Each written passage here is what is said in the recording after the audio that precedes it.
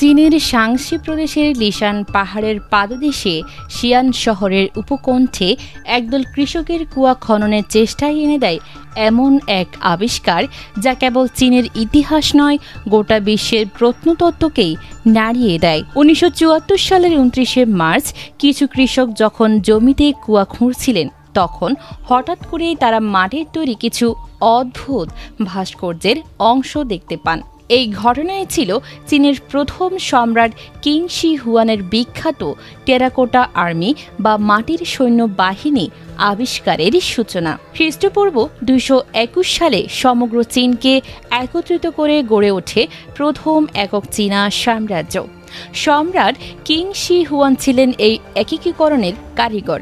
তার শাসন ছিল শক্তমুঠি, দমন পীড়নে পরিপূর্ণ।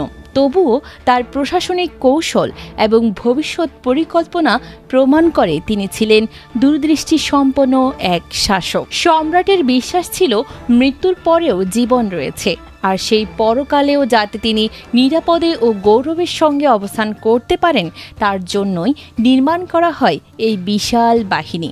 প্রতিটি সৈন্য, ঘোড়া ও রথ তৈরি করা হয়েছিল বাস্তবের মতো, যেন তারা পরকালে গিয়েও সম্রাটের নিরাপত্তায় সদা প্রস্তুত থাকে। টেরাকোটা বাহিনীতে রয়েছে প্রায় 8000 মাটির সৈন্য, 520টি অশ্বারোহী ঘোড়া, 130টি রথ এবং অন্যান্য অসংখ্য অস্ত্র ও সামরিক সরঞ্জাম।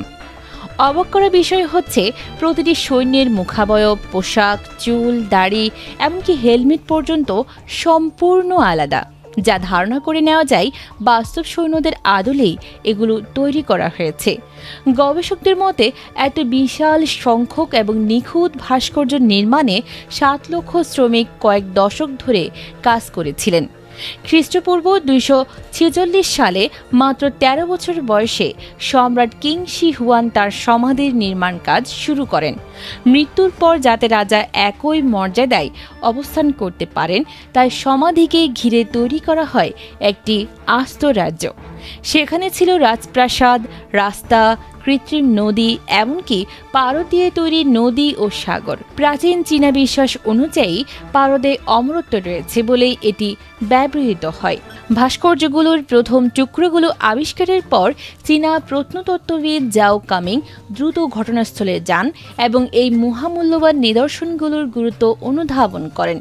পরে এই অঞ্চল খনন করে 3টি প্রধান গর্তের সন্ধান পাওয়া যায়, যেখানে সৈন্যদের সারিবদ্ধভাবে সাজানো ছিল।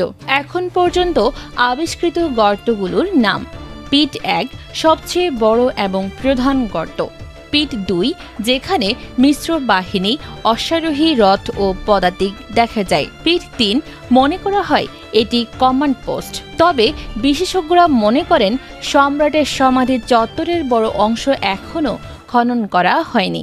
ভেতরে এমনকি পারদের উপস্থিতির আশঙ্কা থাকায় কিছু অংশে খনন স্থগিত রাখা হয়েছে। 1987 সালে ইউনেস্কো টেরাকোটা আর্মিকে বিশ্ব ঐতিহ্যবাহী স্থান হিসেবে ঘোষণা করে। বর্তমানে শিয়ানে অবস্থিত এই প্রত্নতাত্ত্বিক এলাকা দেখতে প্রতি বছর লক্ষ লক্ষ পর্যটক ভিড় করেন। এই এলাকা কেবল চীনের নয়, গোটা বিশ্বের ইতিহাস, সংস্কৃতি ও মানুষের কল্পনা শক্তির প্রতিচ্ছবি হয়ে উঠেছে। টেরাকোটা আর্মি একটি নিছক প্রত্নতাত্ত্বিক নিদর্শন নয়, এটি এক সম্রাটের মৃত্যু ভয়, চিরস্থায়িত্বের আকাঙ্ক্ষা এবং প্রাচীন বিশ্বাস ব্যবস্থার বাস্তব প্রতিচ্ছবি। মাটির নিচে চাপা পড়ে থাকা এই হাজারো সৈন্য আজও পাহারা দিচ্ছে তাদের সম্রাটকে, নীরব, স্থির কিন্তু গৌরবময়। নিউজ ডেস্ক, নাইমা সিদ্দিকা, ভোরের আকাশ।